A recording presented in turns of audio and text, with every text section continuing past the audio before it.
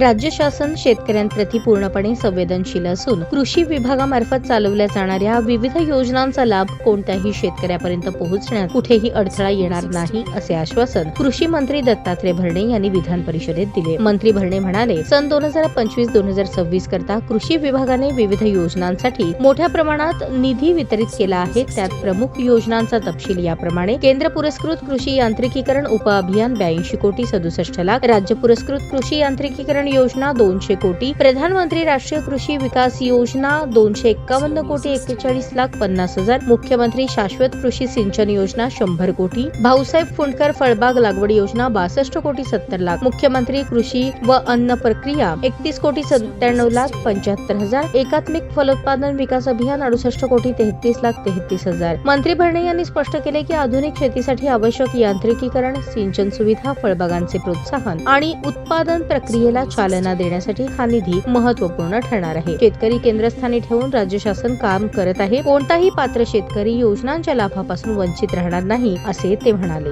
मंत्री भरणे यांनी सांगितले की विद्यापीठातील काही पायाभूत सुविधा, विकास कामे कार्यकारी परिषद आणि महाराष्ट्र राज्य कृषी परिषद यांच्या मान्यतेशिवाय करण्यात आल्याचे प्राथमिक चौकशीत आढळले. या गैरप्रकाराची सखोल तपासणी करण्यासाठी महाराष्ट्र कृषी शिक्षण संशोधन परिषद पुणे यांच्या महासंचालकांच्या अध्यक्षतेखाली 5 सदस्यीय चौकशी समिती स्थापन करण्यात आली होती. या समितीचा अहवाल शासनाला प्राप्त झाला असून पुढील प्रक्रियेसाठी राज्यपालांकडे सादर करण्यात आला आहे असे मंत्री भरणे म्हणाले.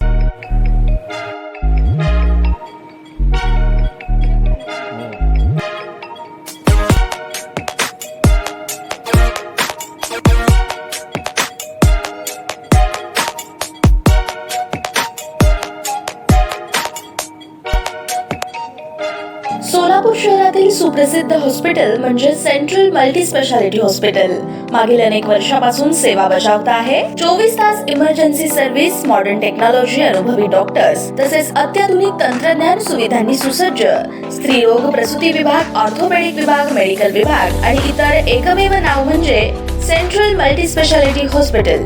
पत्ता: गणेशपेठ शॉपिंग सेंटर, मंगळवार बाजार, सोलापूर.